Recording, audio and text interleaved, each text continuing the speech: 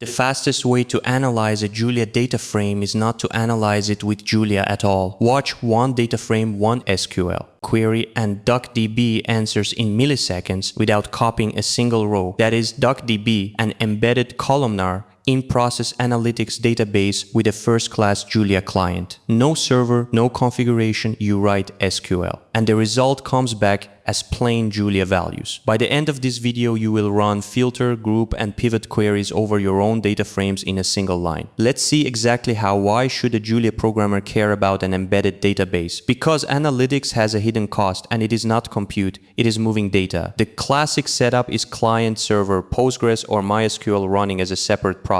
Your code talking to it over a network socket. Every query is a round trip. Pulling a large result into Julia means marshalling rows through a wire protocol, then materializing them again in memory. DuckDB inverts the architecture. It is embedded, a library linked directly into your process, the way SQLite is embedded but built for analytics instead of transactions. No server to install, no ports, no credentials, no connection pool. You ask a question and DuckDB answers in the same process on the same machine, touching the same memory. The engine is Columnar. It reads only the columns your query needs, vectorized across whole chunks of data at once. That is why aggregations over millions of rows run in milliseconds, often faster than handwritten Julia loops. DuckDB is designed around modern hardware, large vectorized batches that keep the CPU busy and the memory bus saturated. It speaks standard SQL, with modern additions like pivot and window functions, and it is production software used by data teams everywhere. The database moves to your data, instead of your data moving to the database. Getting started takes 3 short steps. Add the packages from the Julia package manager, pkg.add, DuckDB, and DataFrames. Here is the install in our environment. Then load them with using DuckDB. Using DataFrames, everything else hangs off DB interface. The standard database interface shared across Julia's database packages. You open a database with dbinterface.connect, passing DuckDB.db. With no argument or with a string in memory, you get a fresh temporary in-memory database, perfect for analysis. Pass a file path instead, and DuckDB creates or opens a persistent database on disk. Either way, you hold a connection object, the single handle that drives everything that follows: queries, prepared statements, views, and more. And since a connection is an ordinary Julia value, you can pass it anywhere. For parallel workloads, launch Julia with multiple threads, set Julia num_thicks, and DuckDB spreads work across them. With a connection in hand, you run SQL with dbinterface.execute. First we create a table, then we insert a row, not by hand building a string, but with a prepared statement. The question mark is a placeholder. The value is bound as data, never parsed as SQL. That is what makes prepared statements the safe way to pass values into a query. Now ask the database a question. Look at what comes back. This is not a cursor and not a lazy iterator. It is a name tuple of column vectors. Here one column holding the single value 42 typed as int32. Notice the bookkeeping, data definition statements like create table, return, and empty count, while inserts report the number of affected rows. Results are materialized into ordinary Julia arrays, immediately usable by the rest of your program. No object relational mapping, no conversion layer. The output of a SQL query is just Julia data with types that follow the database. And because DuckDB re-exports the same functions, you can also write duckdb.execute or duckdb.query directly. Both spellings work. Now the feature that makes this pairing special: DuckDB queries your data frames directly. You register a frame under a name, register_data_frame, and from that moment it behaves like a table inside the database. And crucially, nothing is copied. The data frame stays exactly where it is in Julia's memory. DuckDB reads its columns in place through a zero-copy view and releases them when the query is done. No insert, no import, no duplicating 100 million row frame just to ask a question. Register several frames and you can join them in one statement, exactly as if they were tables. Think of it as DuckDB borrowing your data for the duration of a query. The workflow becomes natural. Build or load your data in Julia, from files, from simulation, from wherever, and hand it to SQL for the operations where SQL is strongest. Which brings us to the payoff. Here is a small sales table. 3 products,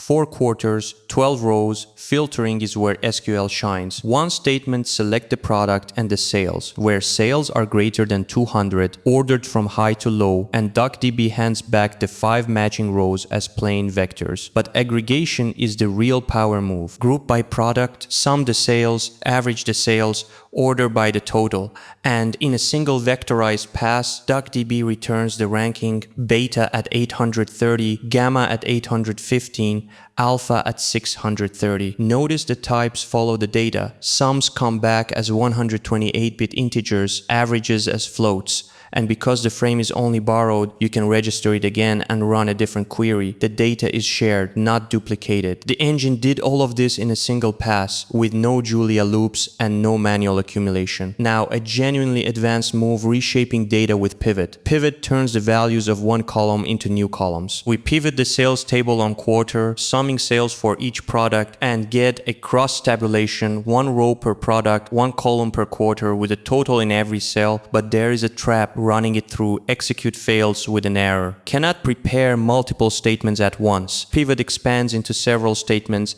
and execute is built for exactly one. The fix is the package's own query function. DuckDB.query handles multi-statement SQL and always returns a materialized result. Same SQL text write function and a crosstab comes back as a named tuple 1 column per quarter. Pivot is a first-class part of the query language, something most databases cannot do in a single statement. One more performance tool, the Appender API. When you need to load thousands or millions of rows, running one insert per row is slow because every call carries statement overhead. The Appender streams rows into the table in bulk. Open an appender on the table. Then for each row, append one value per column and end the row. When every row is queued, close the appender, which flushes everything in one shot. On the Julia side, it is row-wise. Under the hood, DuckDB maps each row into its internal columnar format. The same write path the engine's own bulk loader uses. For heavy ingestion, the appender is routinely orders of magnitude faster than prepared inserts. In our run, 3 rows in, and the table read back exactly as written. Here is the whole pattern in practice. Data sits in a CSV on disk, the most common case in analytics. DuckDB reads the file directly inside the query, with no need to load it into Julia first. Read_CSV_auto detects headers, infers column types. And we filter inside SQL, cities colder than 10 degrees, ordered by temperature. The answer comes back as plain Julia data, ready for plotting or further analysis. You can even join a CSV against a data frame in a single statement. File data and in-memory data in one query. File to answer in one expression. With DuckDB doing the heavy lifting and Julia owning the result, let's bring it together. DuckDB is an embedded columnar analytics database that runs inside your Julia process. You talk to it through the standard DB interface, connect, execute, and results arrive as named tuples of plain Julia arrays. Its superpower is zero copy access to your data frames. So the full power of SQL filter, group, order, pivot,